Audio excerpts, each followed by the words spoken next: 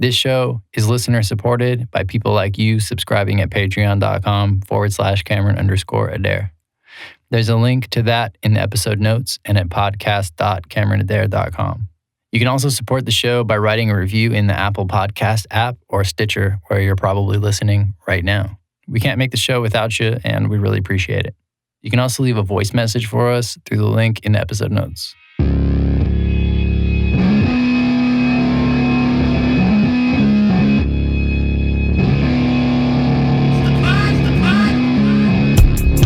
This is the Cameron Adair Podcast with me, Cameron Adair. This is episode 20. Jerry Sue's been a pro skater since he was 17. He's a playable character in the EA Skate video game franchise. He's published a photography book and is about to release his second. He also just started a clothing company last year. We met up at my studio in Echo Park. We talked about the Bay Area, LA, skating, making clothes, sponsors, his new photography book, Nazi Gold, skate injuries, the relationship between art and commerce, and growing up Taiwanese American. Here's Jerry.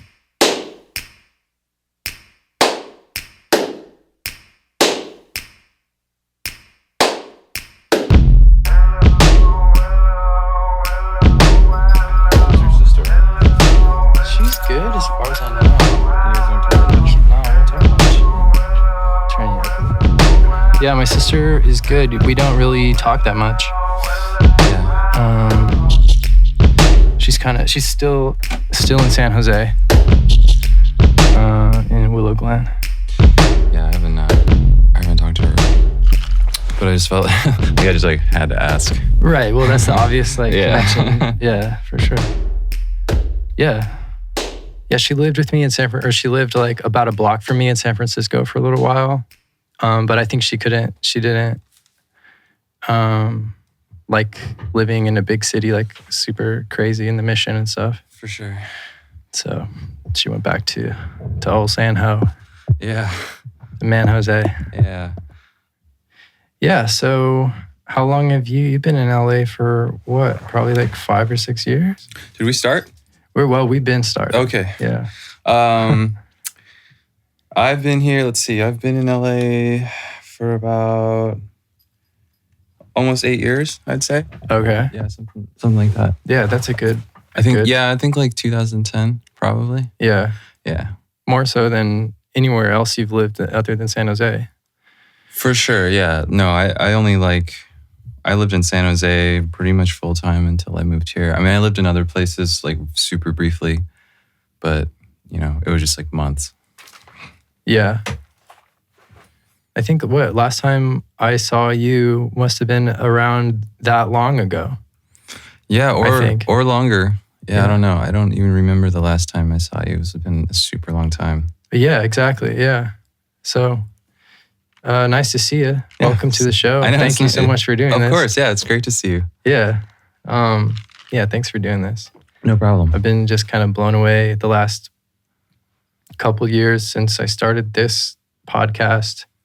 Just like blown away by the people that are down to do it. Yeah. So it's been rad. Yeah.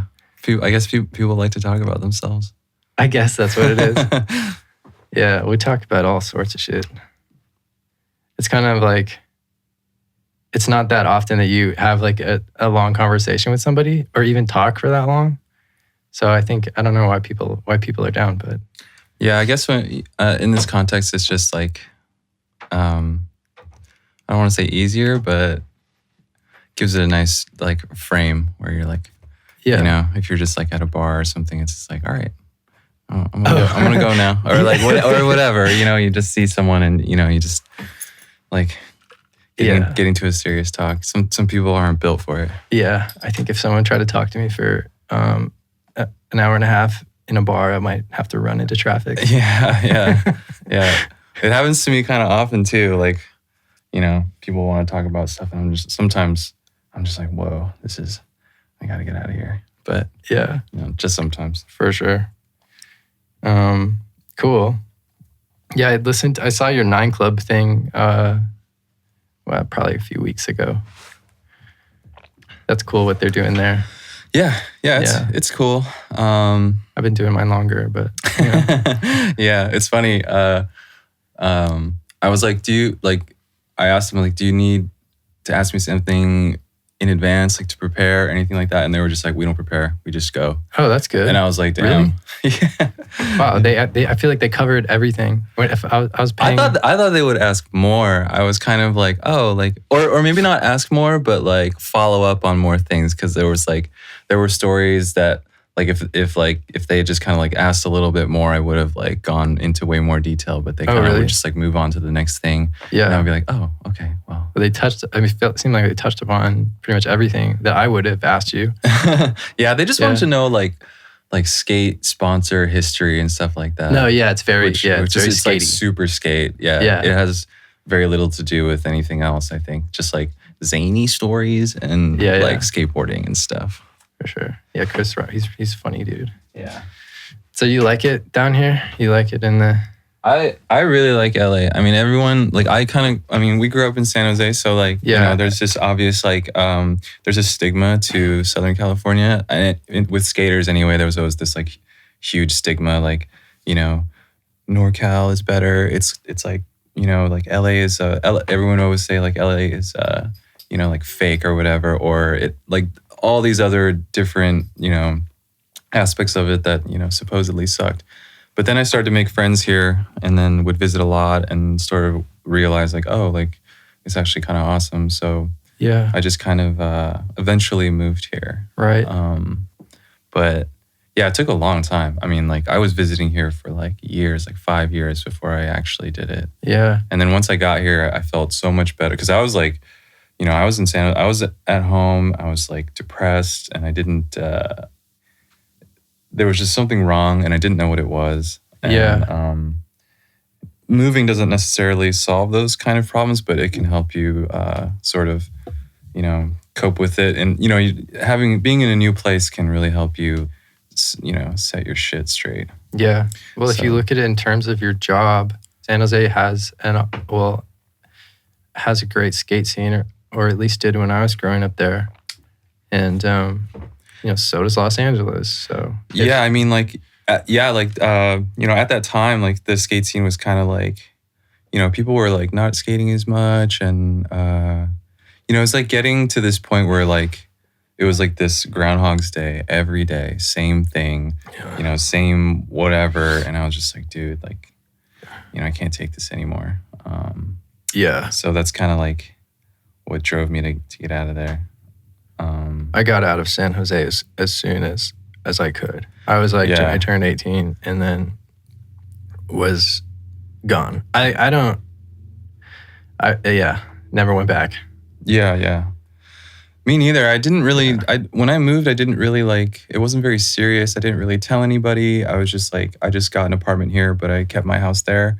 So like, I was like, you know, I'm just going to see what's up and then maybe I'll be back. But then, But then I just never went back. Back to San Jose. See, I don't know. See, you have a completely different experience with living in Silicon Valley than I do.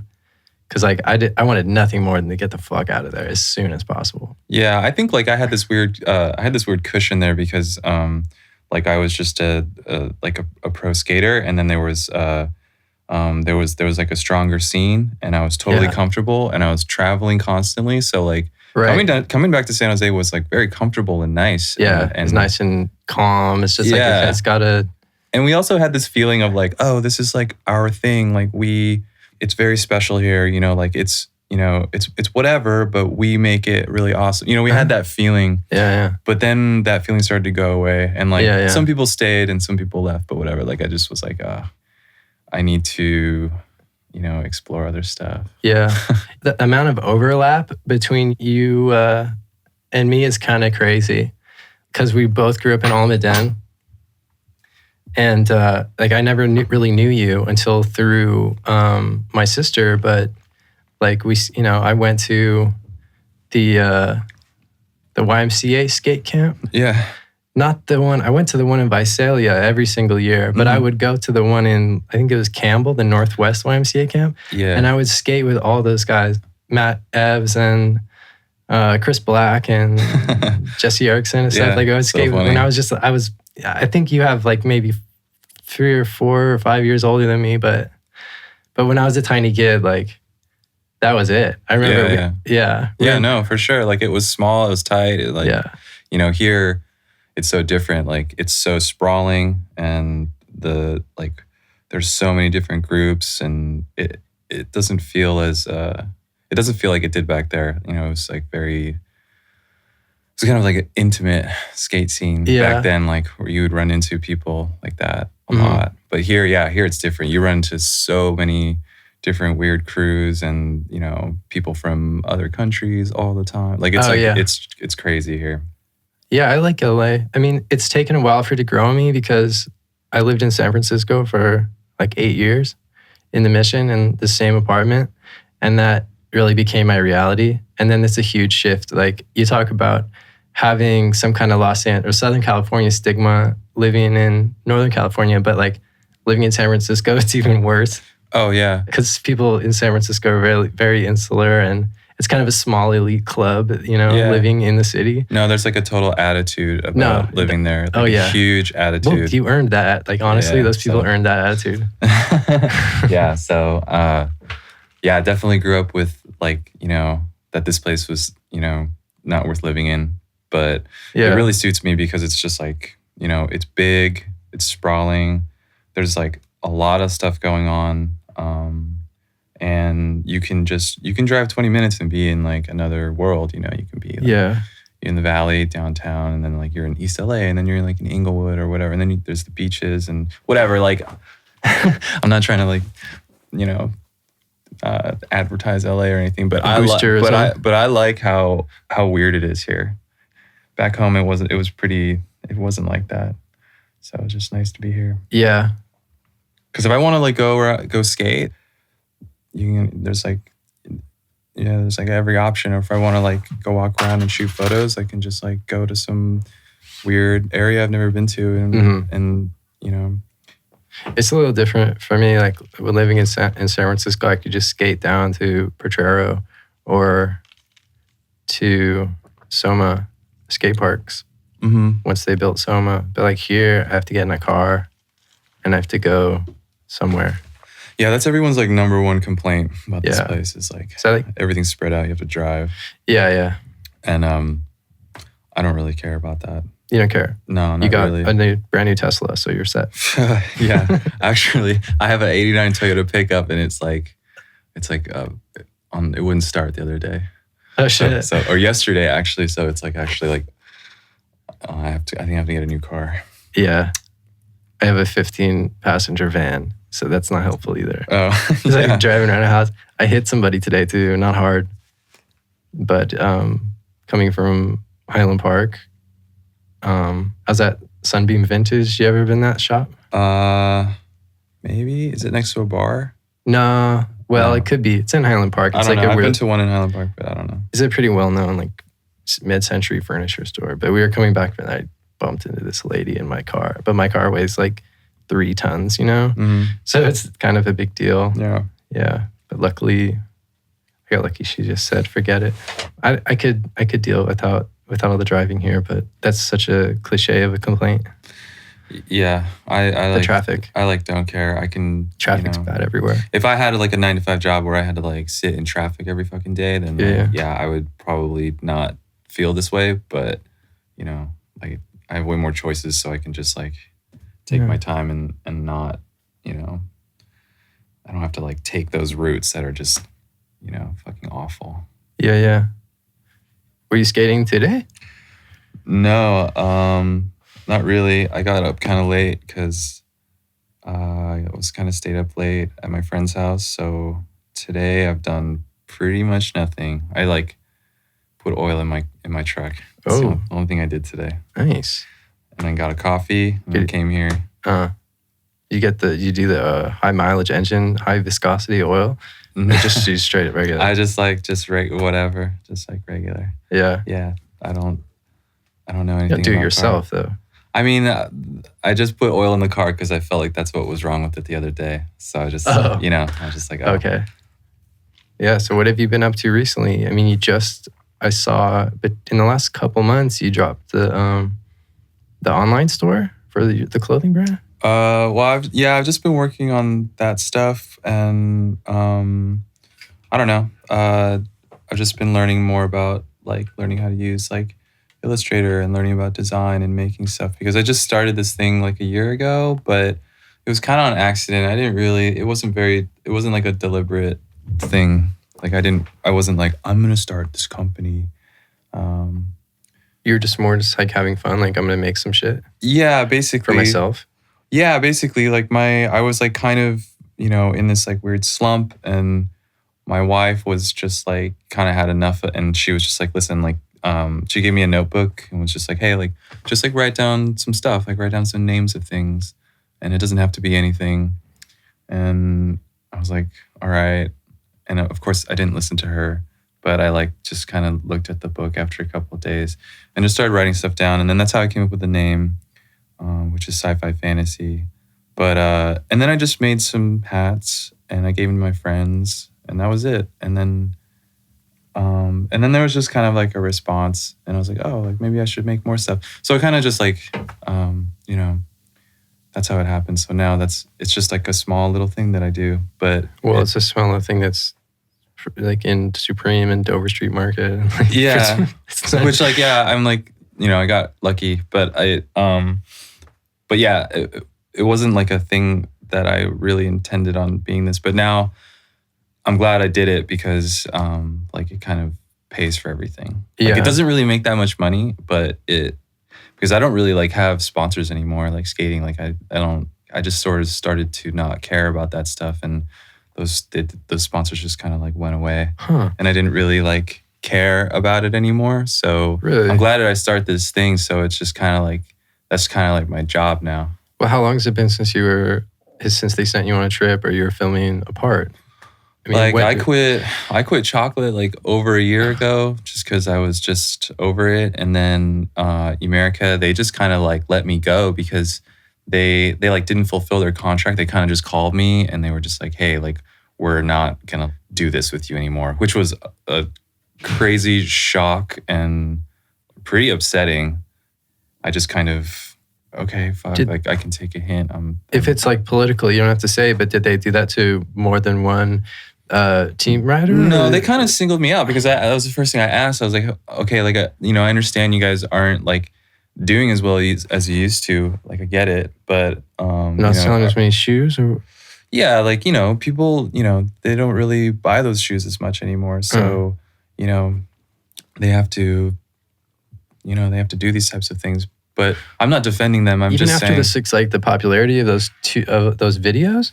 Like making those videos, like there might be like a little spike. Yeah, but, they don't really make that much of a difference, because like it's pretty rare like that a video can really like change the tide like that. Mm-hmm. Like they are advertising tools, the videos, but it didn't do anything in terms of sales. Like, it's just sort of like, it's just about kids wanting other types of shoes way more. Like they want like Nike shoes and Cons and Adidas and stuff like that. So like that's just what's in now, and that's the shit that companies like that have to face. It's like, if you don't adapt or be pretty revolutionary, like those other companies will just, they'll eat you up. So anyways, so I lost that sponsor. That was like my big sponsor. It was paying for everything. And they kind of just like pulled the rug from under me. And I was like, fuck, that's pretty fucking lame. But whatever. But if they were downsizing because of like costs and stuff, wouldn't they live like on more than one person? Well, that's an argument. That's a good point, because like maybe they just didn't want me around anymore. Like I don't really know. Like companies come up with all kinds of excuses to do whatever the fuck that they do. Right. So, yeah, somebody will say it's one thing, you never really know. Yeah, like they told me that they hired a, like kind of outside, like when you like hire someone to come in and like kind of audit your company and be like, yo, like what are we doing wrong? Yeah. So they hired this outside person in, and they kind of on paper, I think they just kind of looked at me and was like, well, this guy doesn't really like do that much. He doesn't like post videos on Instagram. He doesn't like do the things. So maybe he's not really worth having around. So But you know what? Like, I was like upset about it, but like honestly, in the end, like I was kind of, fuck them for doing this in such a like lame way. But I don't know, like I don't really want to like film video parts for them anymore, and I don't want to like do stuff for them anymore. I was like kind of like tired of it. So I was just kind of like, I guess I was trying to also rationalize what had just happened and being like, okay, maybe I have more freedom to do other things now. And that's what you did. That's just proven to be true. Yeah. I was just trying to like, make lemonade out of the situation. Because it was pretty lame, man. Because like the first thing I did was I had just recently hired a lawyer for sci-fi. And so I sent him my America contract because I was like, can they do this to me? Is there like a non-compete clause or something? Well, there was a clause, but basically, I don't know the name of it, but it's basically like the company they literally have the right to let you go for any reason that they come up with. Oh. So I was going to say a non-compete clause where if you make shoes or something, then they belong to them. I mean, right. Yeah, that's too complicated. Like a company like America wouldn't do things like that. Like, I think when you get into the upper, it's not that crazy. like if you sign with like, crazy big companies, those types of things come into play. But really, like, at that level of skate contract, it's just like, this is how much you get paid for this, how many years, and then, they're not that crazy. But I trusted them, so I never really like had anyone look at it, which is like kind of a mistake. But you should always have people look over those things. But I just didn't, because I was just like, whatever. Yeah. That's just how I am. Sort of not. Sometimes I'm not careful. Yeah. Okay. Well, obviously, I mean, look what you do. Yeah. You're kind of you slam a lot too. Yeah. In life and in skating. Yeah. Same. Yeah, it seems like some guys, like, I always looked at, who was it? Rick McCrank falls really well.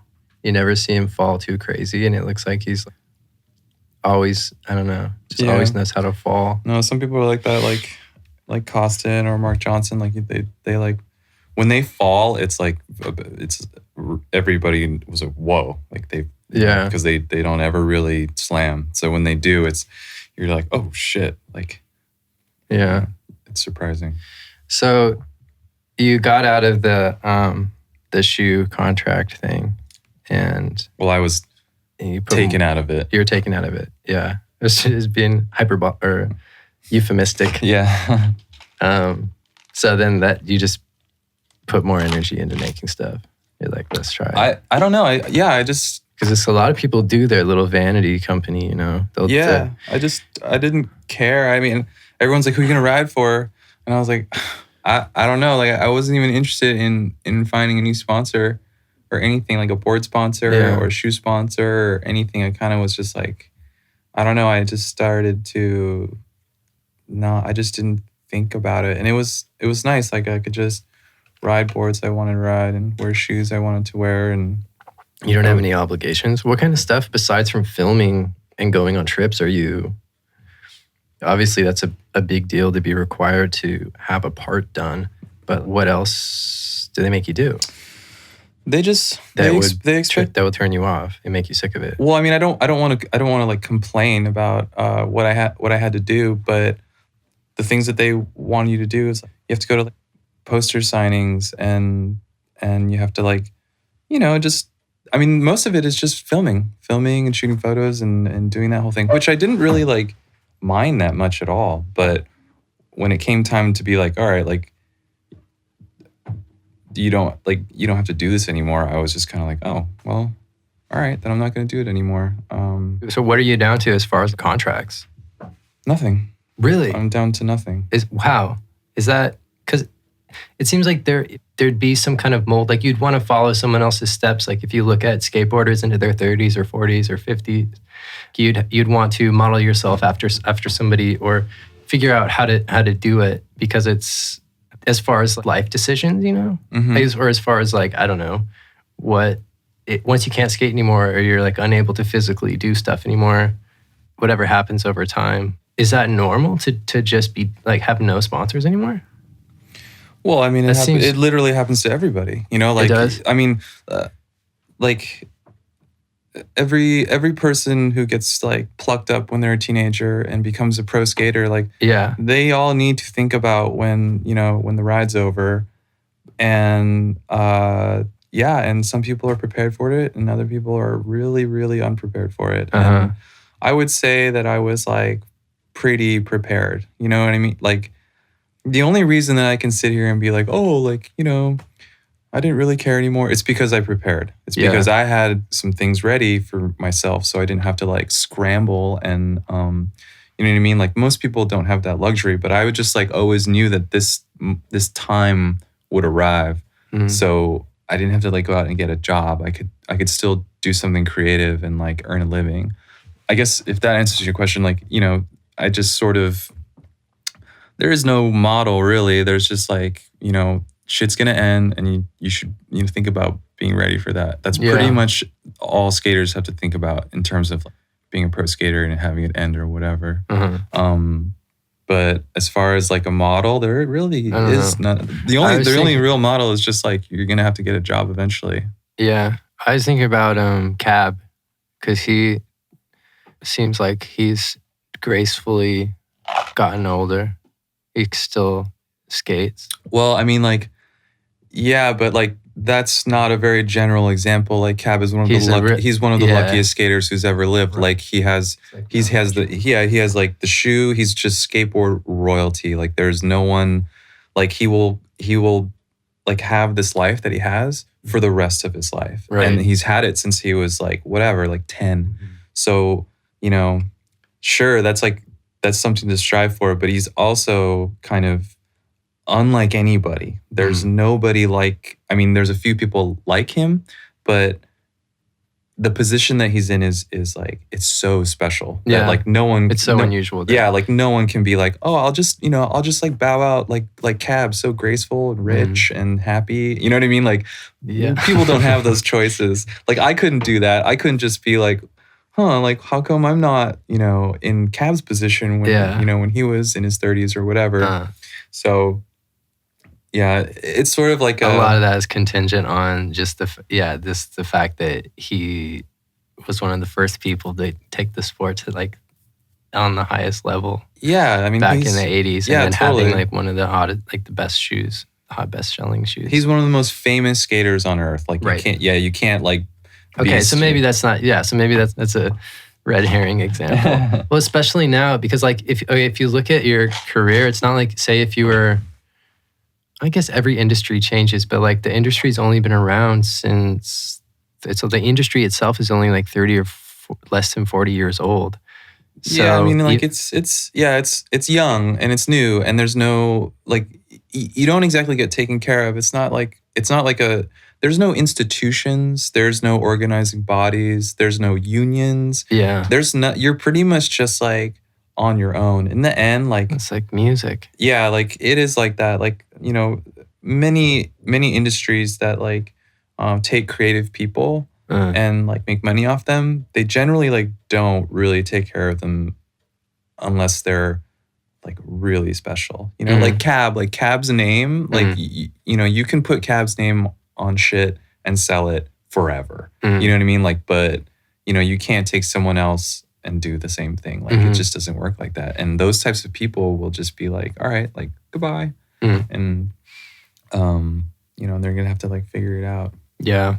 Skateboarding is kind of cruel in that way, but like that's the chance you have to take. Like, you have to like know that kind of shit when you're making those choices. Yeah. Like, like if you're like, this is what I'm gonna devote my life to. Like you better be fucking ready for like some shit like that to happen, where like people will just be like, all right, like you are not valuable to us anymore. Yeah. And I'm not trying to complain. I hope I don't sound like that. I'm just trying to like. That's the way it works. Yeah. It's just trying to explain that that's how it works, and just be ready for it. Like, when it happened to me, I was kind of like, oh, I was, it wasn't that surprising. Like I was doing my job. I was doing what they asked me to do. So in that respect, I was kind of like, oh, well, that's kind of fucked up. But I was also kind of like, well, I'm not really like working as hard as I used to. So, but you've been doing that. I mean, that's not the first time you've been dropped from a sponsorship. Is it? And that couldn't be. Like, well, I haven't really been kicked off sponsors or let go from sponsors very often. I think that like maybe like one other time that happened. I don't know. Like I generally had like been doing a pretty good job. So like, you know, yeah, that never really happened. That was kind of the first big one. It where seems I was like if you've been doing it that like as long as you have that, you'd have experience that. I mean, like companies that go out of business, you know, they'll like sponsors will be like, yeah, we're done, and I'm like, okay, you know, whatever. That's different. But it was rare that out of nowhere, like an important sponsor would be like, yeah, like we're not, we're letting you go. That I don't think had ever happened. Okay. So over a year, you built it up, and then you just dropped the shop just now, the sci-fi. Well, stuff. I just put it in stores. I just put it in Supreme because like my friends work there, and they were like, yeah, we'll put it in the store. And I was like, sure, yeah. And then it's cool as fuck. And then I just eventually made an online store, and that did well. And yeah, you know, it was just sort of like was happening, and there was like this demand, and I had to like meet it. I just felt like if I like made this thing and just was so indifferent and didn't care about it and tried to. Sorry, but weren't you wearing the hat? Like I think I saw something where you were wearing the hat more than a year ago. Well, yeah, it would be. I made the hats in I think April or May 2017.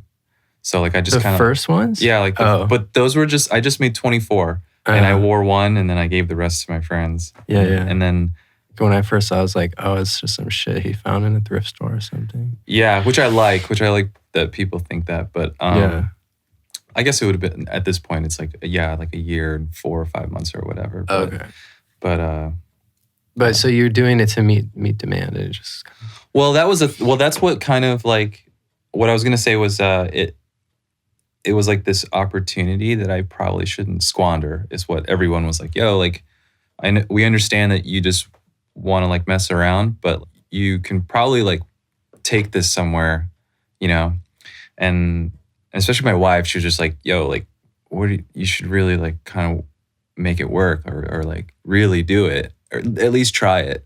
And I was like, okay. So that's what I did, is I like learned how to do everything, and I do it by myself too. Yeah. So like it's funny because so many people like will write me and complain about it not being available or something, and it's just like, well, because they're comparing me to other companies, like companies, you know, like, well, you know, why don't you have as much stuff, or, you know, why don't you make things like this, or why isn't it at this level? And I'm just like, because like it's literally like I do it in my apartment. Yeah. You know, like I can't, and it's expensive. I can't just like do that. Right. So that's something I wish I could just tell people. And I do actually. I like kind of respond to people, and then other people will see those comments and be like, oh, okay, like he does this by himself. And I'm not trying to like make an excuse as to why or about anything, but I'm just like trying to explain that this is such a small operation. Well, I think most people would think not that you don't have the infrastructure or money to do it. They would think you're doing that on purpose to create demand. Yeah, they definitely think there's like a lot of people come up to me and be like, dude, this like master plan of yours is really working. And I'm just like, dude, it kind of looks that way, to be honest. Like, it's like, is he some kind of marketing genius? I mean, like accidentally, like I definitely understand like supply and demand and the whole market of exclusivity or whatever, but I mean, half of it is just some kind of like I'm distracted, and half of it is I literally just can't produce that much. Yeah. But definitely people complain about it having this like pretentious sort of attitude regarding, you know, the production, and I'm just like, oh, okay, you know, whatever. I can't control all those things. Yeah. This company that made this hat, they helped me promote some music video a while ago, and I really liked. My friend he'd make the clothes, Yeah, I've been wearing them since probably 2011. And recently he switched to drop shipping. And it kind of made me think like, oh, it's the end of an era with this, because it's almost like mass producing it now. They don't touch it, it's made somewhere else. And they don't keep it in their warehouse. It's like, it's a cash machine now, it feels like. It's not the same as it was. Yeah. But like someone like you who's just starting out in the last year, that's rad. That's what people want. I want something that, that somebody made really closely. Yeah.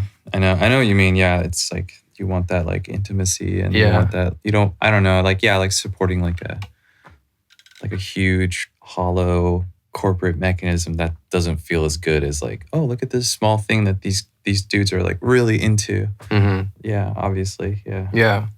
I don't think companies should do drop shipping if you're whatever you want to call yourself, like a streetwear company, or you just make clothes and sell them on Shopify or Big Cartel or whatever. I don't like the drop shipping stuff. That's when you have someone else make it as it's ordered. You know what I mean? No, I know. Yeah, I know exactly what you mean. Yeah, like I just have everything made. There's no love in that. Yeah. I like physically send every order too. Yeah. So like a shop that orders it, like I pack it up, I send it out, and if like whatever during like the online things, like I literally like pack every single order. So cool. And there's always mistakes. Are you gonna do like seasons, or just do it when you feel? I just kind of like do it how I feel, because I don't have to subscribe to the season calendar. I can just do whatever I want. Right. So that's nice. This like sort of like internet like self-autonomy. You can really just do whatever you want. You don't have to subscribe to those schedules, which is nice. I got this for you too. Thank you. Speaking of making things yourself, I did all this design.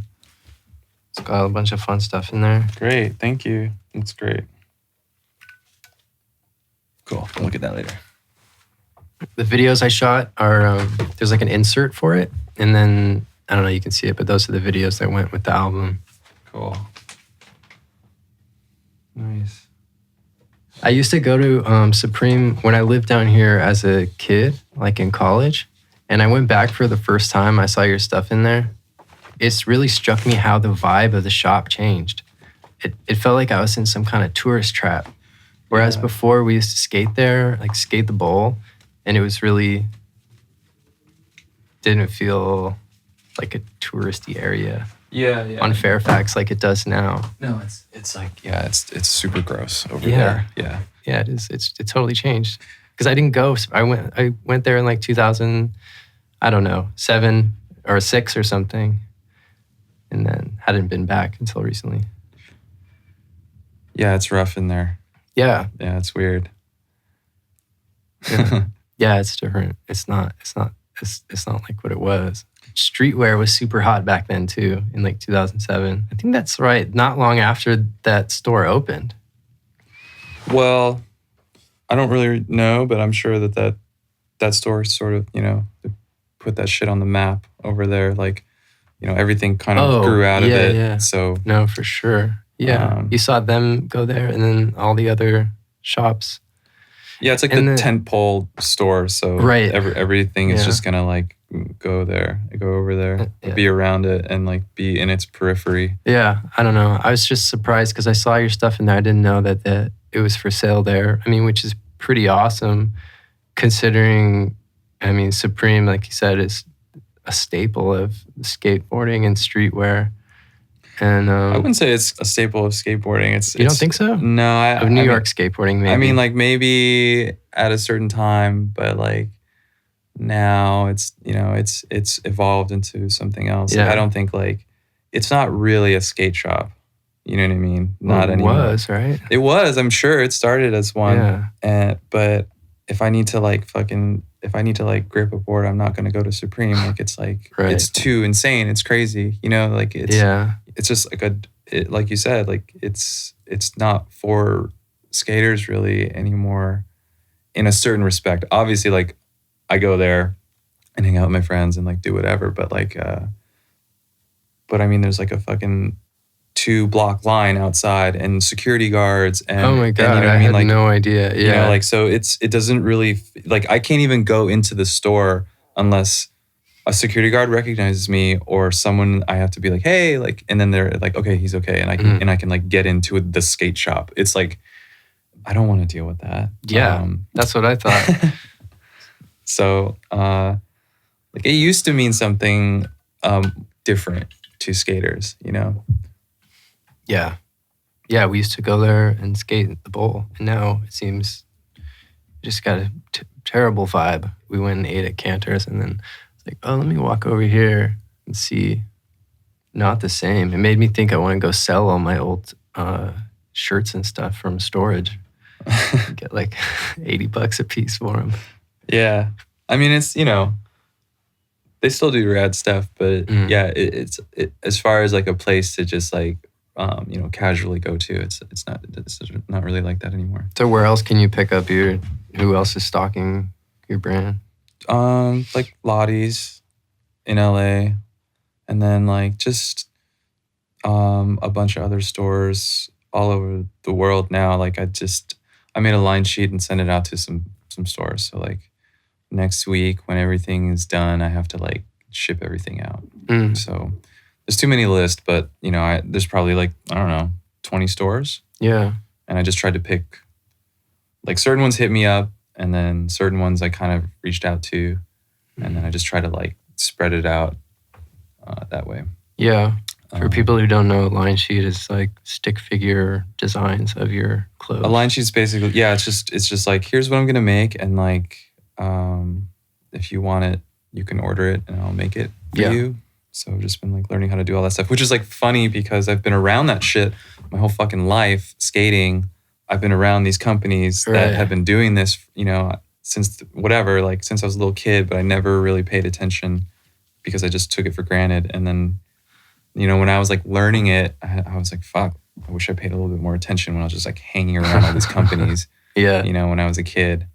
I didn't even know how to like make a PDF. Like I didn't even like know how to do anything. Yeah. Like that's how spoiled I was. Such basics. My friends were just like, dude, are you kidding me? I was like, how do you make an invoice and how does this work? Like what, you know, like they were like, what?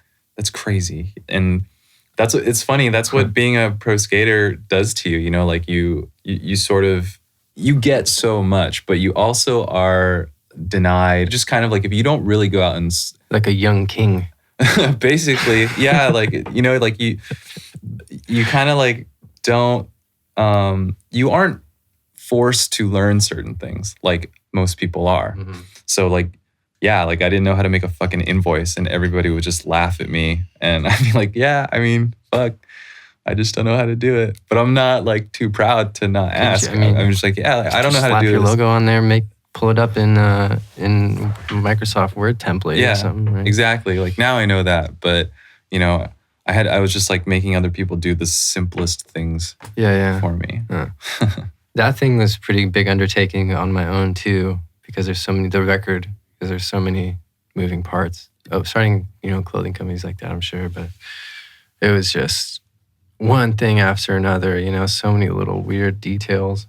Yeah, dude, like I'm making a book right now and there's like so many things that I have to, like a photo book that I have to like think about, that's just so many layers and so many, because obviously like I want to have control. You're self-publishing it? No, this publisher in New York is publishing it. I just told them I wanted to be involved, you know, which I do. But in asking that, like every little thing I have to be, you know, how do you want this? How do you want this? Like thinking about this and, you know. I don't know. The font, like the type of paper, I don't know. Like size, cover design, page count, layout, you know, it just is a little bit endless, you know, because especially the design of the cover, you know, it has to be, there's material, there's, you know, aesthetics, font, photo on the cover, no photo on the cover, you know, material. I don't know if I said that, but, you know, there's just, like you said, you know, there's like so many decisions and moving parts. But you don't have to do that all by yourself. No, there's a whole team, but like I just want to be involved a lot, you know, in this process because I published this other book before and I wasn't as involved with the publishers, and it just came out and I was like pretty upset because I just had never done it before, and I was traveling for skating and I was really busy doing stuff, and I was just like, listen, like I trust you guys, just do it. And then when it came out, there were so many problems and so many things that I disagreed with. So this time I'm trying to you can learn too. Sure. I mean, that was me learning, was like this thing came out that I kind of hated. I didn't hate it, but there was just, when you make something, the things that you don't like about it are, so big and bold. And it's all you can see sometimes. Yeah. So it was just one of those things where other people would be like, what are you talking about, dude? Like, it's fine. It looks good. But I'd be like, but when you make something, you see all of its faults. Like, oh, you can't see clearly. Yeah, you can't It's see like clearly trying to mix your own song, which is just notoriously difficult. Yeah. That's why, like editing your own photos. Some people can do it. Some people are good at it. I'm not good at it. Like when a professional editor works with me, I'm just like, yes, like please, like help me with this. Yeah. So you're turning the Nazi gold into a book? Yeah, I'm turning that into a book. It's just sort of like I'm doing like from the beginning, which is like 2009 to I think like 2013 for that series. I saw the Beautiful Losers show at the Orange County Museum of Art, and when it was opened in 2000, must have been 5 or 6, and it totally changed me. I loved it. And then after moving to San Francisco, I really saw the city a lot differently after having been to that show, and just knowing about, I don't know. There's a lot of skate. Like your friend Ed is in that show, and a lot of skaters in that show. Mm-hmm. A lot of really cool stuff. Yeah. As far as skateboarding art. Yeah. Venn diagram. Yeah. Ed's a big part of that. Yeah. Really rad. Are you gonna so you're gonna have an opening and stuff for the book? Yeah. Probably 2 openings. Like one in New York, one in LA. I don't know. I'm not thinking about that. Like openings are openings are stressful. Yeah. So I don't like. I wouldn't mind if there were no openings, but I'm sure the publishers will insist. But yeah, I would be happy just like putting it out and that's it. Like here it is. Yeah, you don't like the fanfare? No, I mean it's fine, but it's just stressful. Yeah, I'm just like Well, I have the actually what I was thinking was if I were to make a book, I would think of all the really great art books that I like the most. Sure. Because I have a lot of art books. And the Beautiful Losers one is one of them. It's amazing. I love that I have that book, and I like to look at it even after so many years.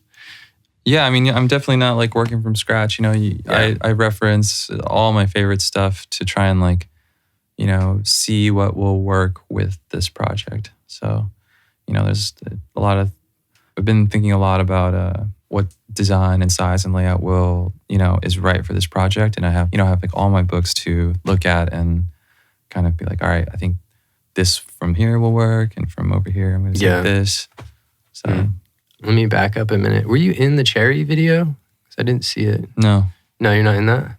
Oh. No, I was kind of like, I mean, Bill wanted to film me for it, just like a couple things, but it just never worked out. I have like a couple things in the new one. Oh, nice. But what's it called? I think it's called Blessed. Oh, is it? Yeah. They came out with the name. They made it public. I think there was like an ad and it just said Blessed, super big. So I'm pretty sure that's the name. Nice. What'd you get in the new one? Some good stuff?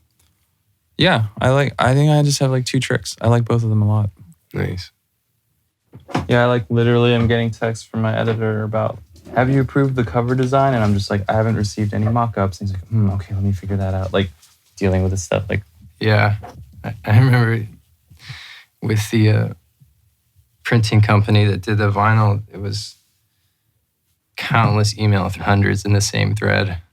Yeah, it's funny. I'm like, how did people do anything before email? They were just more efficient. They were just like, get on the phone and handle it. instead of just like hundreds of emails. What's the company that's publishing it? It's called Anthology Editions.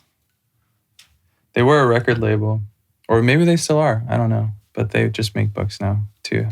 That's cool. What was the other book you did before this one? Was it the eating for one thing? No, it was called The Killing Season, and it was just about a trip that I took to Vietnam. It was just like kind of like a from start to finish. Just like my photos from the trip. It was just like this trip I went on. I got the opportunity to make something, so I just did. Weren't you doing some music stuff back when you were living in San Jose? I think somebody told me you had a studio in the house that you bought or something like that. Yeah, but that wasn't mine. That was my friend John and actually Chris Black. They just rented it out for a few months and just like played there because I had a basement. Oh, nice. But I never really like did music or anything. Oh, really? Yeah, I just had that like for them. They just wanted a space, so I let them use the space. Watching your Epically Later too, it made me think, wow, we grew up in the same part of San Jose. I don't know, it's weird. It's a small world sometimes. Yeah. Yeah, I went to that Northwest YMCA camp all the time. I remember when I was a kid, we were shooting a high 8 video. My friend had a high 8 camera. And I think it was like just before mini DV or something like that. And Mark Johnson was at the Northwest YMCA that day. My buddy Nick, who had the camera, we were shooting our video called From Day One or something. Mm-hmm. And no one had the courage, but I went and asked Mark Johnson if he would say, "Hi, I'm Mark Johnson, you're watching From Day One," which is like our little kid video. Mm-hmm. And he said no. He said no to me. It's like, okay, all right, not a problem. Yeah, he has a lot of different moods. So maybe you caught him in a bad one. Maybe. It's too bad. But I remember Steve Cavalier was there once playing chess and stuff, and he gave me a pair of, I was really young. I must have been maybe 13 or 12 or something. But he gave me a pair of prototype shoes that weren't out yet, or that were like a testing color or something. Mm-hmm. It's pretty fun. That's nice. Yeah. Seemed like a nice guy. What about, what are the surgeries that you've had like over the years? Let's see, like fractured elbow. They had to there's a screw in it. Like reconstructive ankle surgery, which was pretty bad. And then 2 knee surgeries, one really bad. But that's about it. The ankle one was bad. I tore the whole, the muscle that's on the outside of your ankle, it just basically tore in half. Mm-hmm. And they had to and it happened in China, which was awful. And then, but I didn't get surgery there. I came home and I actually had to see Danny Way's surgeon. That's when I started seeing, he became my surgeon too, but I was having so much trouble healing, and Anthony Van Engelen was oh, well, you should go see this guy in San Diego who's Danny Way's doctor. I think I heard about that somewhere. Yeah, so he's I was known for his name is Dr. William Previte. It's not chiropractics, is it? No, that's a different dude. I've been to that dude too, but Dr. William Previte is he's a gnarly orthopedic surgeon.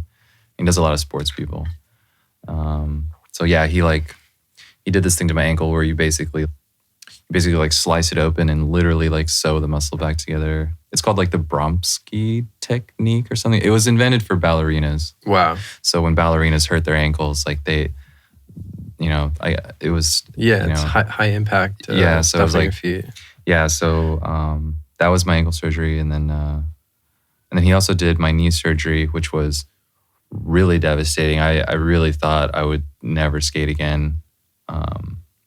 But that surgery was, I had to get a thing called microfracture, which is just to quickly go down what that is basically, and what it's for. So basically cartilage in your knee, it wears away and it causes pain. And cartilage does not regenerate by itself. And so, like normally when you get your knee cleaned out and you get a scope, they usually just go in and they just kind of like clean up the cartilage that's just like become jagged and it's causing pain. And they just kind of like smooth it out for you. That's what like a normal knee scope is. Okay. But my knee, the cartilage in my knee had degenerated to like such an extreme level that there kind of wasn't no more. And so I had to do this thing called microfracture where they go into your knee and they create small fractures in the bone, and then blood that's in the bone marrow of your bones will like kind of like, and the stem cells that are in that blood will mix with the cartilage that's there, like it'll just mix with that, and the stem cells will regrow the cartilage. It's kind of like this like weird, like it's like a miracle type of procedure. And is it just high impact stuff that makes your cartilage degrade? I mean, high impact would obviously. Or did you do something specific? I did not do something specific. It was just like wear and tear. It was just like me, like, you know, pushing my body to a point where it was reacting in this way. So that happened and it worked, but the recovery was so awful that I really was like, I'm never going to skate again. Like I was so psychologically damaged from it because like when you like being that hurt really messes your mind up, and especially like being a skateboarder, like, and expecting yourself to like do certain things. I was like, I'm never going to be there again because the recovery was like 8 months. And normal knee surgery recoveries are like, you know, even if you do like an ACL thing, it is not nearly that long. I mean, it took months for me to even walk. So, oh man, how long ago was that one? That was in like 2000. Let's see, 5 or 6, maybe 6. Or, oh my God! So it was, it was pretty awful, and it like that type of surgery like ends people's careers. Like, my doctor was like, listen, you're just the right age for this to still work. Like if you were a little bit older, this surgery would not help you. It would just kind of like, because that basketball player, Chris Webber, he played for the Lakers. Like he got this surgery and he was, I don't know if he was too old or if it didn't work, but he couldn't play basketball anymore at that level. Shit. And so it was like really scary getting this surgery because I didn't know like where I would be when, like I didn't know where my body would be at when I recovered. So you'd be working in the warehouse. Yeah, or something. I would just, you know, I wouldn't be able to skate like at that level anymore. But thankfully, like it worked out, and I never had problems with that knee again. It just sort of worked, so it fixed the problem. Nice. But it was definitely scary, and surgeries are terrible. Like, you should, like, if you don't have to get a surgery, like, don't fucking do it. Yeah, I've had to do whatever you can to not do it. Mm-hmm. Yeah, I broke my fibula skating, and I've had a couple of concussions, but definitely the plate and the pins that are in my ankle, it never goes away. You know, it's really hard to have it be normal again, like, or even have the same confidence. Yeah, when you know it's there. Yeah. Yeah, I mean, it just becomes the way you are. Like, this is what I am now. You know, like as far as pain goes, and like you know, when, like my ankle, like sure, like he fixed the problem, but like there's like scar tissue, and my ankle. I remember what it was like when my ankle didn't feel like this. You know what I mean? And I think about it sometimes. Like this is just the way my body's gonna be now. Wait, so how old are you now? 38. I'm 36. 36. Oh. I didn't mean to say that you look older than you are. So how often do you go out if you're not like required to skate? Dude, sometimes I won't skate for like. I saw you on at LA High. I was driving home from work. Oh, really? Yeah. Like last year or something. Yeah. I saw you out in the front. Yeah, I love that spot. That's like one of my favorite spots. Is it? Yeah. I mean, I don't know. Sometimes I won't skate for like 2 weeks. And then sometimes I'll go out like, you know, a few times a week. But yeah, I don't know. Like sometimes I just don't feel good, or like things like don't work out. Like, you know, all kinds of shit happens when you get older, like that prevent you from skating. Yeah. But I still love to skate. I skated yesterday. Yeah. Have you skated that Home Depot spot that's over there, really close to here? The curbs? Yeah. Yeah, I've been there a bunch of times. That's so fun. Sometimes we meet up over there. I don't know, just like wherever. We'll just start at a park, and like if someone wants to like skate like a street spot, we'll go there. Or, you know, it's funny. Yeah. It's really random now. Like it's really just like you kind of have to be like, hey, what are you guys doing? Because I'm sort of like off the radar. Like I'm not, because like, you know, think about you and your homies, and like think about the homies that you call every day to go skate. Yeah. And if one of them like gets hurt or gets a job or whatever, like it's kind of like up to them to tell you guys what like that they like want to skate, because once you're out of the rotation, right. It's funny. Like you're just kind of out of it, and they'll check in with you every once in a while, but like on a day-to-day thing, like people will always complain like, dude, why didn't you hit me up? You guys all went skating. It's just like, dude, because you never skate and you're out of the rotation. Like you're just kind of out of our like, because you're out of the rotation. Yeah, like dude. you're out of like as far as our skate consciousness goes, like our day-to-day skate consciousness, like you kind of fell out of it. So It's kind of up to you. Like people always complain about it. They always want to whine like, why didn't you guys call me? And it's just like, dude, because you're not in our rhythm right now. Right. And you just have to, that's just something that you have to like, yeah. You know, you have to take it upon yourself sometimes. Are you filming? You're not filming all the time? No, I do, but I've been filming lately because my friend Jeff is making another Boys of Summer video. So like I've been trying to like get stuff for that. So, and like filming feels good, man. Like, I mean, it sucks and it's awful, but when you get something you're stoked on, dude, like that's like why you skate. Yeah. To feel that shit. And so it's been good. It's nice to have a project. I'm actually super happy about it, because otherwise I wouldn't really be filming. I would just be skating with my friends for fun. And but then you miss the feeling. So it's like, it's nice when a project comes up, you know. Like from now on, I feel like, you know, if a friend has a video part, I'll be like, oh, like let me film a trick for it, you know. Like that's how I'm gonna get that feeling. But you know, unless I become sponsored again, I'm not really gonna like, I'm probably not gonna like do things on my own. Like I don't need to like destroy myself to make a video part for no reason. Yeah. I mean, it's nice. It's nice to put out a project and work super hard on it, and it feels great. But it's probably unlikely that I'm just going to do that on my own, because it's hard. It's hard on like, you know, I'm not getting any younger, so like it just becomes harder and harder. Yeah. Like every time. That's definitely the thing that you need some kind of catalyst to do. Yeah, you definitely need a lot of people pushing you too. Yeah, you need a lot of inspiration at this point. Like when you're a kid, like you just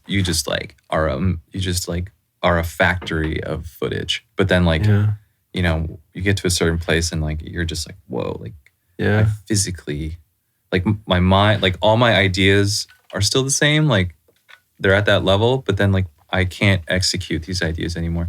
And that becomes like a very frustrating part of aging and being a skater. Is like you still have all these ideas, but you just can't really do them anymore. Like, you know, if I think about it, like, oh, it's that'd like be cool. In music too, you become a manager or something. Yeah, you just have to like evolve. You project it. Yeah, younger. Yeah, you have to evolve. Like, you know, you can still love something, but not in the same way. You have to adapt. The last video part I made, like that American one, I had to really adapt. I had to really like change the way I skated. I had to change the things I was skating, because if I tried to go skate like stairs or something, I would be like, I couldn't skate for 2 weeks because I was just so thrashed. Yeah. So I was just like, I'm not going to waste my time doing that anymore. So I had to like think about it. Like I just had to like change my perspective. Yeah. Before I broke my ankle really bad, I was skating in high school. I was skating castle, and I did that. That was the only thing I did was skateboarding, and you know, castle contests and whatever else. But after I broke my ankle and then college and stuff, everything just totally changed. My whole perspective on it changed, you know, where not so much age, but just, probably college changed it for me. Yeah. But I feel like the aging stuff, like I said, in music, it happens too, where you get people who, you know, had a great career and then they'll still, you know, either manage an artist or have some involvement, definitely, you have to shift your focus, not only because of physical stuff, but just because you're old. I mean, like, tons of people I know just work in skating, Yeah. They're team managers, they're designers, they're, open a skate shop, work at a skate shop, whatever. Like, they just want to be around skating. So that's definitely like we were talking about before, what do you do when it's over? Like, definitely so many people, because they're fucking qualified to do that shit. Like, they know about skating and they've been around. I've been around team managers all my fucking life. I'm pretty sure I could nail that job. Right. Like, I've seen it all. I've seen good ones and I've seen really bad ones. Yeah. So, and it's not that hard. Like, whatever, you manage a bunch of skaters, it's not that bad. Mm. It could be. I mean, depending on the skaters, they could be fucking awful. But do you think you'll ever do boards? Have you guys done put sci-fi fantasy on decks or anything like that? Or no, I mean, maybe have a team. Yeah, maybe. I don't know. I'm being so weird about it because it seems like you're I'm just gonna do this the way I want to do it. Yeah, I'm being super self-centered about it. I'm just I've never done it something like this before, and I've seen the way that people have done this kind of stuff before, and I just don't want to do it that way. Mm. And I'm sort of I'm being a wuss about certain things. I'm being indecisive, and definitely my friends are just yo, why don't you just do this thing this way? Don't be so contrarian about everything. And I definitely take into consideration what they're saying. But also I just want to go at my own pace about stuff. I don't I don't want, I listen to people, but I don't, but yeah, I mean, making boards would be cool. But then, that opens up so many more questions. Oh, so you're making boards now? What's up with the team? What's up with the video? What's up with this? There's this this standard that's out there. Sounds like pressure. And it is pressure, and that's fine. And it would be motivational, but at the same time, is that what I want to do? I'm sort of just figuring stuff out because, things have been changing for me. So what do I really want? Do I want to create this thing that's going to consume my daily life for the next however many years? Do I want to do that? And answering those questions, it's hard because do you want to do the whole thing? Do you want to do this thing, this whole skateboard company thing? Yeah. Or do you want to just kind of do this and then also do other stuff too? I just don't know. I'm being just weird and indecisive and kind of I don't know. I just want to keep my day-to-day shit open for, because some days I want to do this, everything in, and then the next day I don't. I'm I want to do something else. Yeah. Not necessarily just I don't want, not that I'm giving up, but I'm just I want to if I want to just edit photos and make a zine or something, or go out and shoot something, or I have an idea for something, I want to be able to just be in control of all that stuff. And if I had because dude, doing sci-fi just now, it's very time consuming. I had every day is filled up, and I don't even, it's not even that big or anything. Right. So yeah, people don't get that either. A lot of people think that stuff is a lot less work than it actually is. This show, for example, takes a lot of hours, a lot. But I've tried to keep it similar to that, where nobody's telling me what to do, and I'm gonna work on it when I want to work on it. Yeah. And just trying to keep it fun and not put crazy demands that I have to be accountable for. Yeah. On it. Yeah, totally. No yeah, sponsors. I have fun doing sci-fi. It's kind of a fun challenge. So it's enjoyable, but I just don't want it to become something that I hate. Because I just saw that happen so much. You know, when Mark Johnson started Enjoy, it was just this fun, rad, new thing that we were all so excited about. But then he just got so fucking burnt. One day he was like, I just want to be a skater. I don't want to run this company anymore. This sucks. And, whatever. And he just quit. And we were like, damn. you must have really felt strongly about Yeah.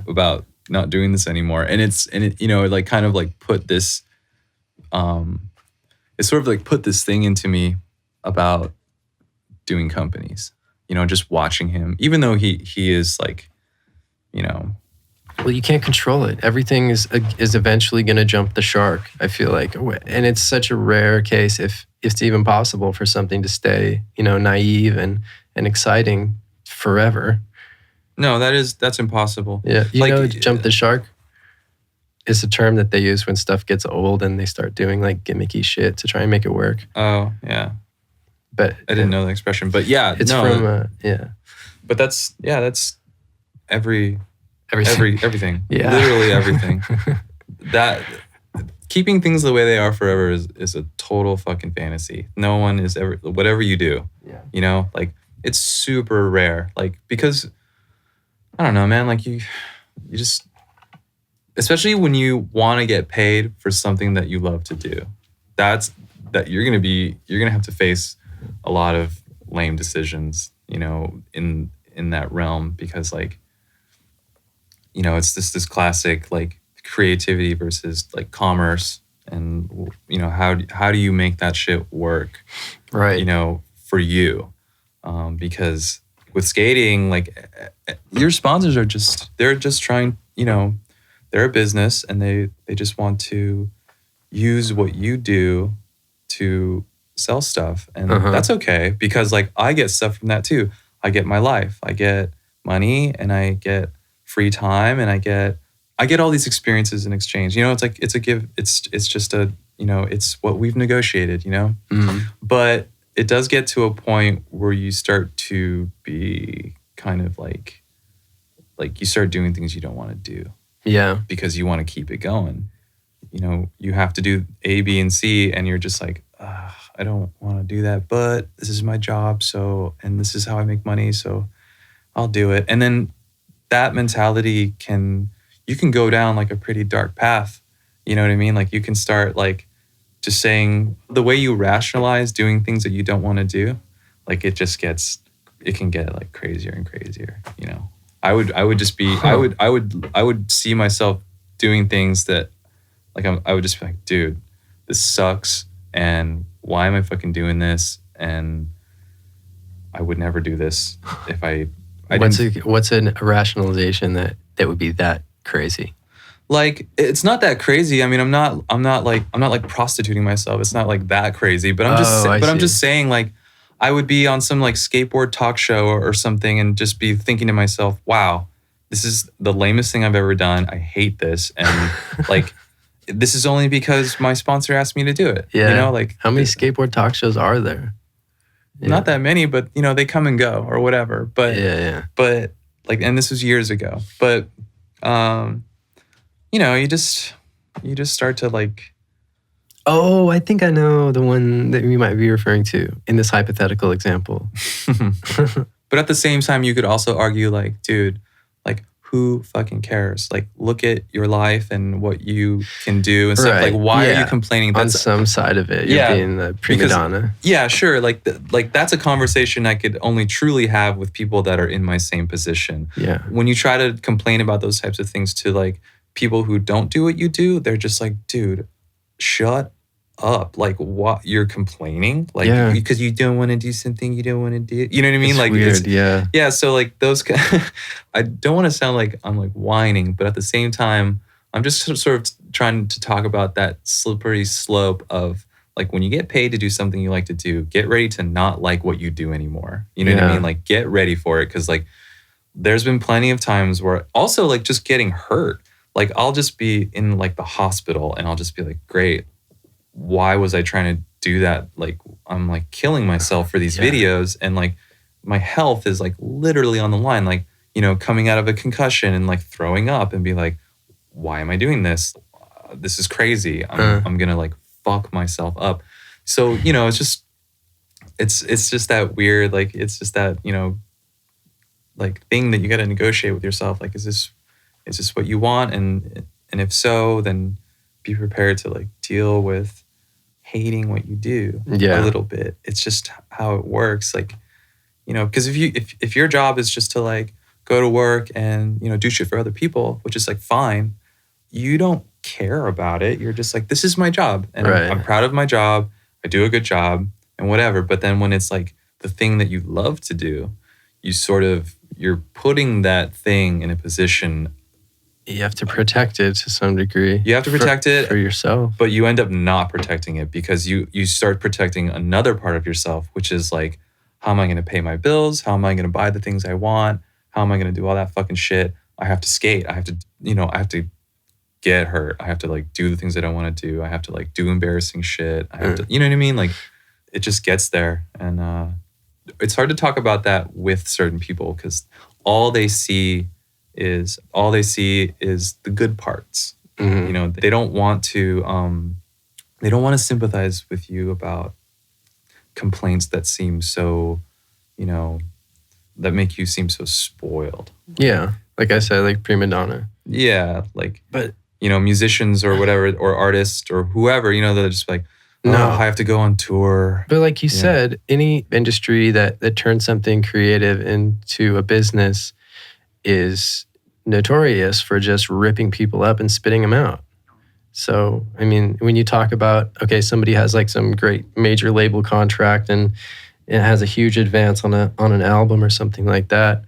Yeah, that looks pretty glamorous from the outside, but how many cases do you know where people are just destroyed in that position?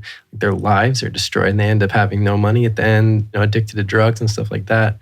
Yeah, but from the outside, it all kind of seems, yeah, because like a glamorous job. Yeah, because in the beginning, like no one's thinking about that kind of stuff. No one's. All they're thinking about is like, wow, my dreams have come true. And I definitely don't want to sound as cynical as I probably am sounding, but in the beginning, it's all just like, it's all just magic, and it's all just like my dreams have come true, and like, I'm gonna do my art, and everything is coming true. This is the best, and they don't.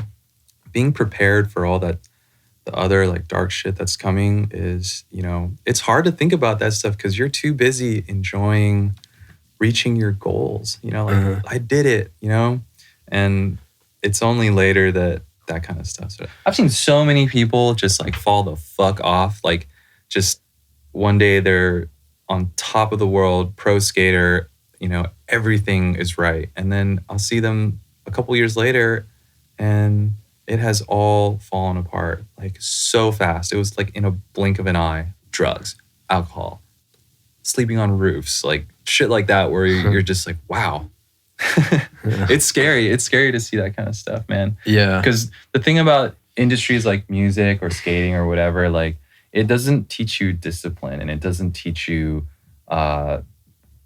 aspects of life where if someone isn't just like totally taking care of you and like giving you money every month, then you lose perspective. So if you're like living a certain type of lifestyle and then the next day it's all gone, it's really hard to cope with that. It's hard to have all those luxuries taken away from you that you felt were owed to you. Like this is how I should be treated. Mm-hmm. So a lot of people come out of it thinking like, oh, like why isn't the world treating me like when I was a famous pro skateboarder? And if you have expectations like that, you're going to live a pretty uncomfortable life because no one is going to treat you like that in the real world. Right. There's only one world where you're treated like that, and it's that world, and that world is gone. And so you're going to have to really like figure shit out. Yeah. Well, then that seems like a lot of people that are able to stick with it. The guy I had on the last episode, from the time he was a teenager, and then later on he had a deal with Capitol and then a deal with Atlantic, and then he got dropped by both by the time he was in his 20s, and eventually ended up just taking matters into his own hands and doing it independently and successfully too. And well, what he was saying is that a lot of times it's a myth that, at least in the musical example, they sell this lie that you need to be either treated that way or you need their money to do it, but that you don't really, that's not true.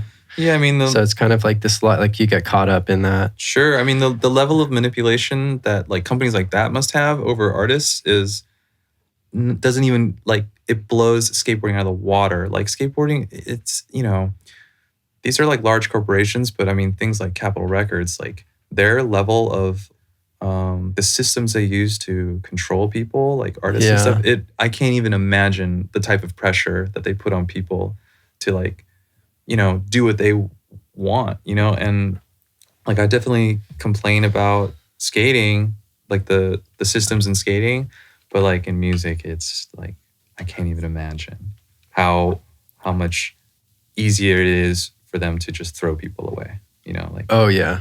Yeah. But so with this thing, you're being careful then. You don't want to.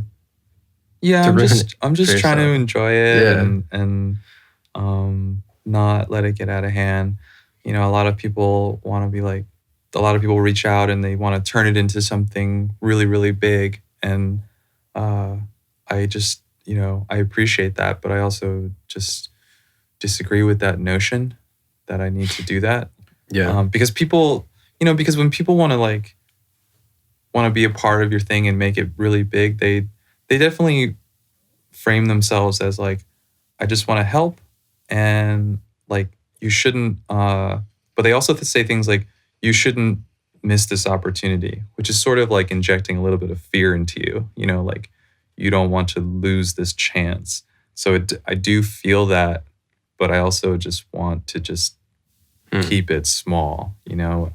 Because being sort of like cash driven to do stuff, I've never really felt that was my style. Like and so why would I do that now if I didn't have to? That's the thing about that, is sometimes people have to do these things. Like I don't. Like I recognize that I'm fortunate enough to have these choices.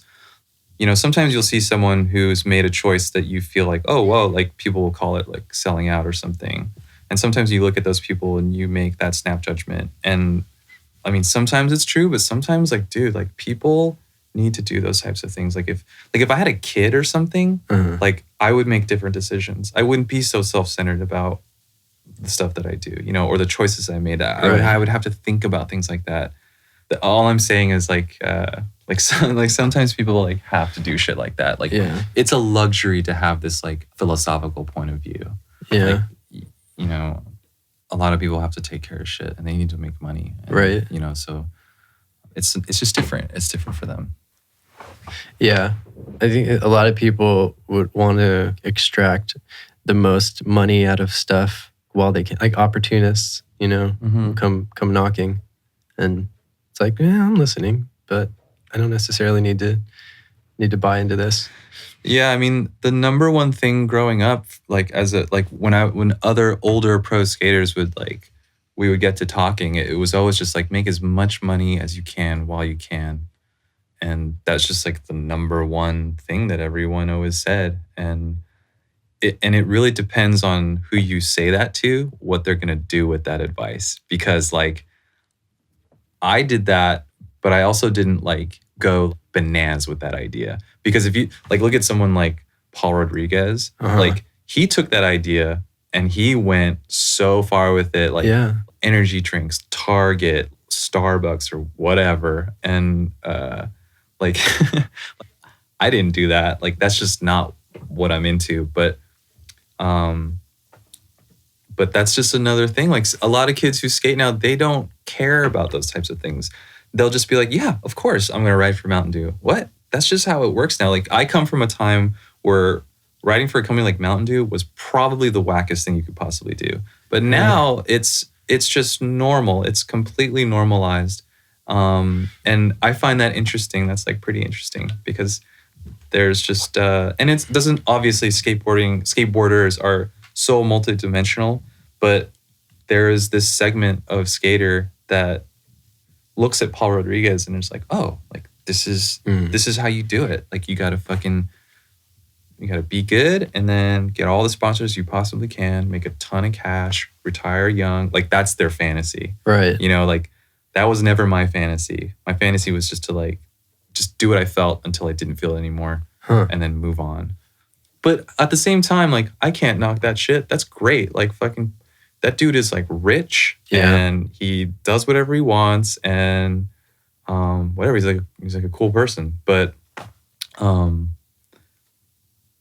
being in like Taco Bell commercials and stuff, it's just like so the antithesis of what I'm gonna do with skating. Like, it's just so. I don't think anyone. gross. It's not. Yeah, it's not your style. Like, it's more of following your own style. Your own heart. It's. I mean, that sounds. I don't know if anyone would want you endorsing the chalupa. It wouldn't make sense to some people. I mean, it would be hilarious, but not that anyone's asking me to promote tacos. What about a drink? What would your beverage be? Oh, dude, I don't know. My friend was trying to get me to ride for Monster.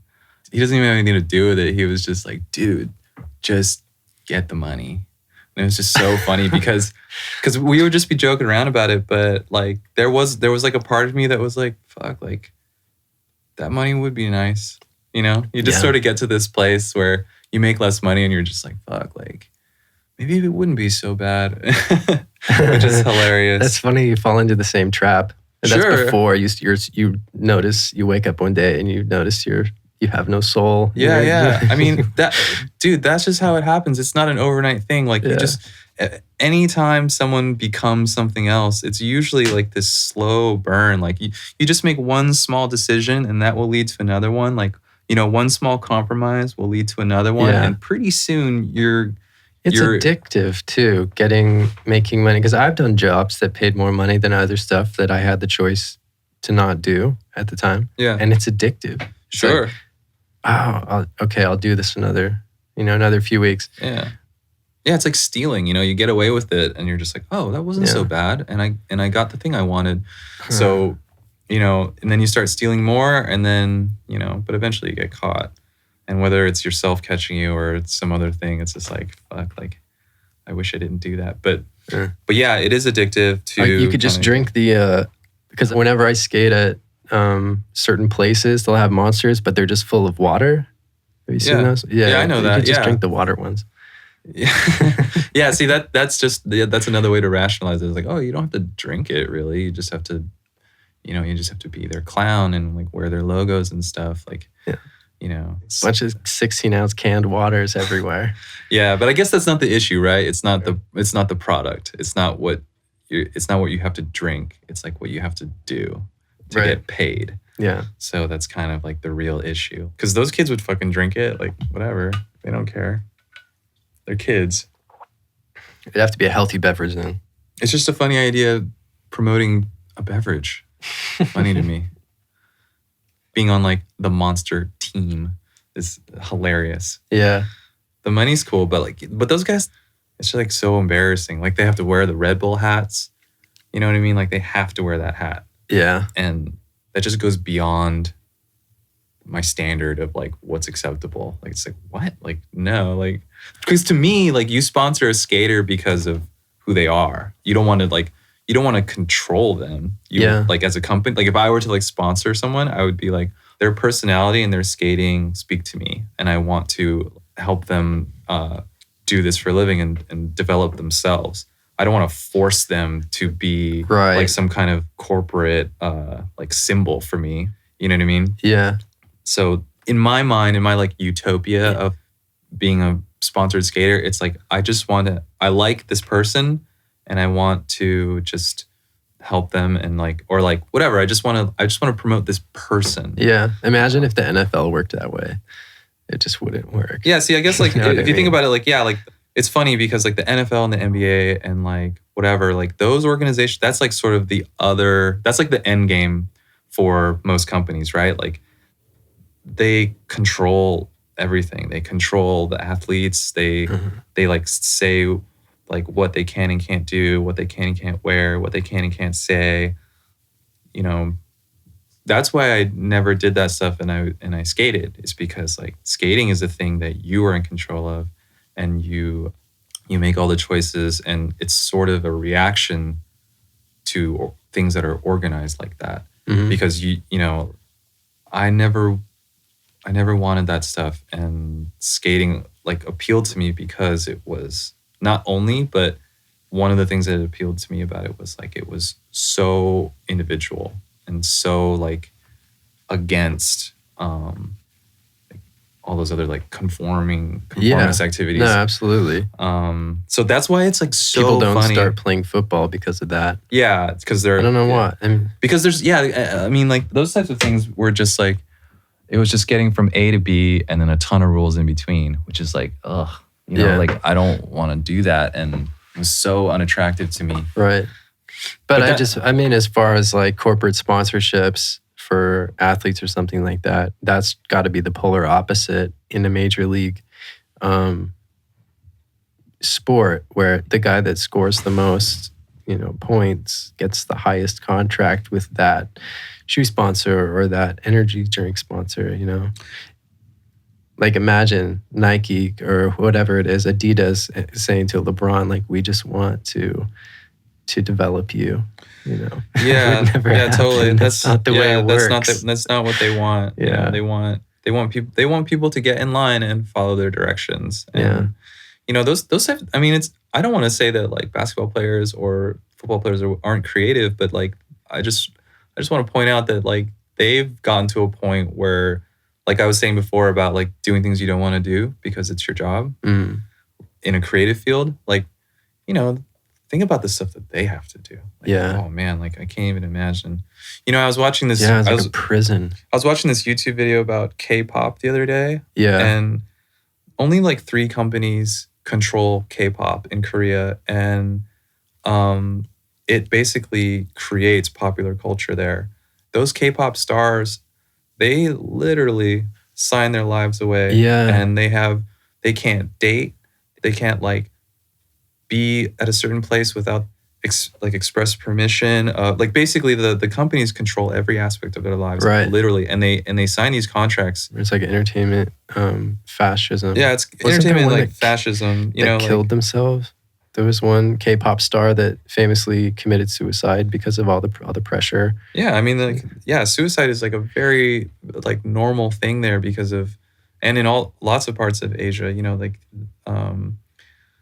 the pressure becomes so great that they can't take it anymore. But what was this thing you watched?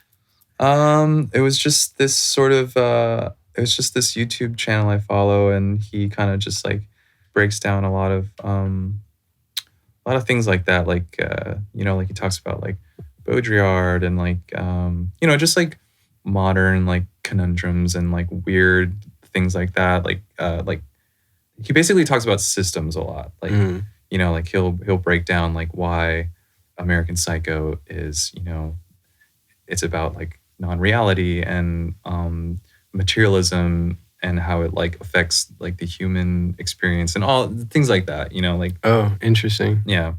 But he does this K-pop one that is so good, and like maybe it's not 100% true. I mean, I trust this person, but like because he just does such a good job, but like I think a lot of it is common knowledge, and like he really breaks down the way that these companies control these kids and break them, and the companies like pit them against each other. They'll pit friends against each other. If you get into the boy band, like you can't be friends with this person anymore. Like things like that, like levels of control that are like so extreme that I was just like stunned. I was just like, wow. Yeah. But also, but being an Asian person and growing up with an Asian family, like I can relate to that, like that system and that level of control over people, because like, like my parents kind of tried to do that to me. Obviously not on that scale at all, but just like they were just some people trying to like raise their kids. But you have this like unique perspective on how children are raised in that culture, like, so learning about like young kids who can sing and dance and sign their lives away and having their lives fully controlled, like, yeah, and being pressured to do it even by their parents is something that Asian kids can relate to, because right. Immigrant mentality, they call it, whether well, every American, but whether you're first generation or second generation, more so, where your parents obviously left a worse situation to find a new one, and having experienced that firsthand can change your attitude about things, right? Whether it's and you have to. I mean, I didn't always respect that either. You know, I had to like grow up to finally understand why, like my parents were like kind of making, or why they were doing the things they were doing and making things so like quote unquote difficult for me. Just appreciating how much they had to do is not something that I could see when I was a kid or a teenager. Yeah. It's not until you're older that you realize, wow, I was awful. And like they were just trying to figure shit out. And they were just trying to like take their experiences and raise a foreign kid, basically. Like just imagine that. Imagine going to another country, having a child, and that child isn't where you're from, basically. You know, you move to France and you're raising like a French kid and you're like, fuck, this is hard and this sucks. And I only know how to do it my way. Yeah. So, yeah. I remember once you told me your brother went to Harker, which is like a really nice private school in the Bay Area. He did. Yeah. I did too for a few months. I did for a few months, but I got kicked out. Oh, you got kicked out? Yeah, because I was I smoked weed at school with this kid. Like I was rebelling. I basically picked the worst kid, and I was like, "This is my friend." Because Harker's like this gnarly private school, like it's a prep school, and I hated it. I fucking hated it. Yeah, and, I had a couple friends who went there, but it sounds like your parents really valued education. Oh man, yes. And they sent you, and then we went to the same elementary school, which was a pretty expensive private school also. Yeah, like my parents worked really hard to put me in those schools, and I can appreciate that, and I'm like way better for it, but I hated those schools. And I didn't even know anything else yet. I just knew that, especially in 6th grade, by the time I got to Harker, I had started skating and was starting to like really like realize that you're just sort of becoming a person at that point, sort of, you know, like when you're like going through puberty, you're like fucking 11, 10, whatever. You're like, for me anyways, I was like, okay, like I'm starting to make my own decisions. I was definitely fucking rebelling.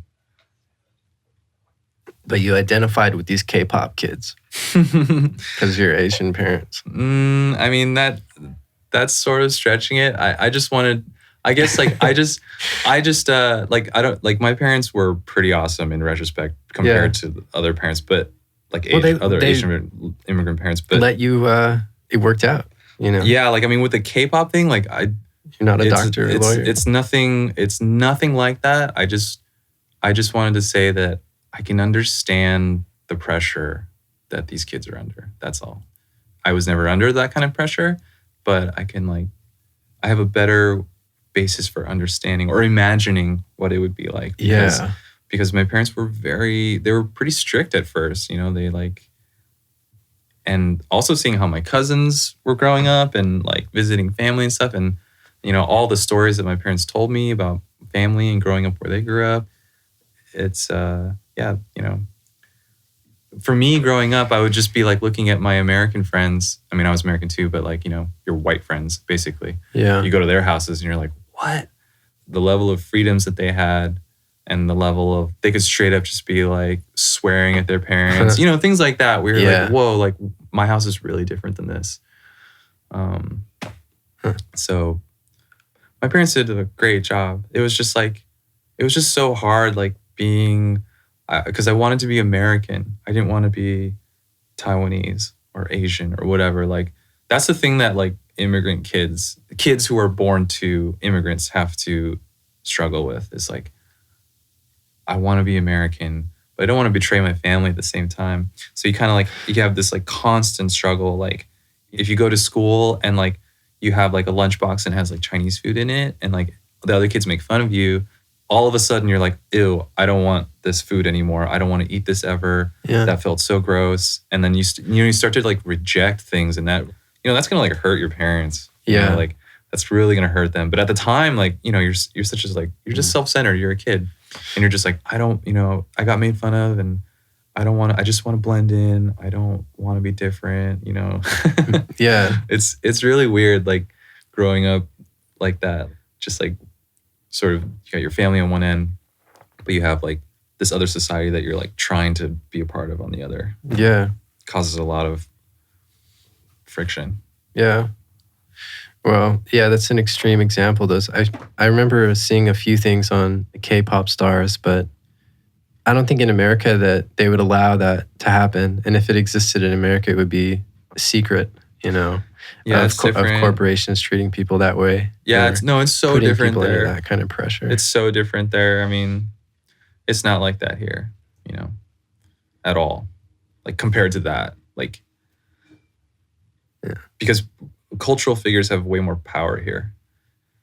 They have way more of a like platform. Like fucking like Cardi B could get on her Instagram right now and like say some fucking crazy shit and everybody would be on her side. Like public opinion would completely be with her. And as a like record label or whatever, like whoever she's railing against, you would look really bad.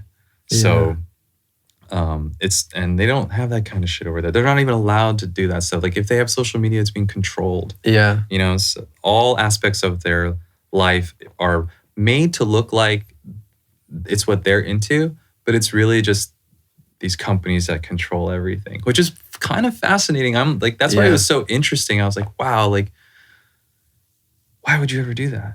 But to them, it's worth it. You know, to those stars, it's like, you know, you've been convinced, maybe in this situation more that an American could relate to is that you've been convinced that you need the paycheck, or you've been convinced in their example that you need the social acceptance. Yeah, because I think like to them, it's just sort of, they've been persuaded that this is your dream and this is your destiny. I'm sure they even use that word. This is your destiny. Yeah. You're good at singing. You're beautiful. You're good at dancing. Your destiny is to become this thing, and you have to do it this way. There's no other way. And if you don't do it, you'll be letting everybody down. Yeah. So that's sort of like the manipulation. And we're going to exploit the fuck out of you. Yeah. And like, yeah. And that's what we're going to do. But we're not going to tell you that. You're just slowly going to become this tool for us. And we're going to sharpen you whenever we feel like it. So yeah, it feels good to be a little bit of freedom then if you escape that. Yeah, man, just like take what you can get and appreciate shit. Like that's all you can really do, you know? If you get lucky enough to do stuff like this, like just, you know, appreciate it. Like really appreciate it. Don't just say you do. Give it the respect that it, you know, that it gives you. Yeah. Definitely, if you don't do that, like it's gonna hurt. Right. Sometimes it hurts anyways. Sometimes all you do is the right thing and you'll still get hurt. But you know, it's just a good practice to just be respectful of it. Yeah. You know, don't take stuff for granted. It's nice. Life advice from Jerry Sue. Gratitude. Yeah, be grateful. But look out for yourself too. You see they knobbed that spot on the corner there. I've seen footage of you skating there. Yeah, that black thing? Yeah. Yeah. It's kind of relieved. They just did it like a couple of weeks ago. Well, thanks again for doing this, man. Yeah, you're welcome. Really appreciate it. My pleasure. Thank you. And thanks for the hat. Of course, anytime. You've been listening to the Cameron Adair podcast made by me, Cameron Adair. Thanks to Jerry. Sci-Fi Fantasy is in stores and at sci-fifantasy.co. This show is now at podcast.cameronadair.com, where you can find links to Patreon, Spotify, Apple, Stitcher, and everywhere else it exists. If you enjoyed the show, subscribe at patreon.com/Cameron_Adair. We can't make the show without all the awesome supporters on there, and we really appreciate you guys. And as always, thanks for listening.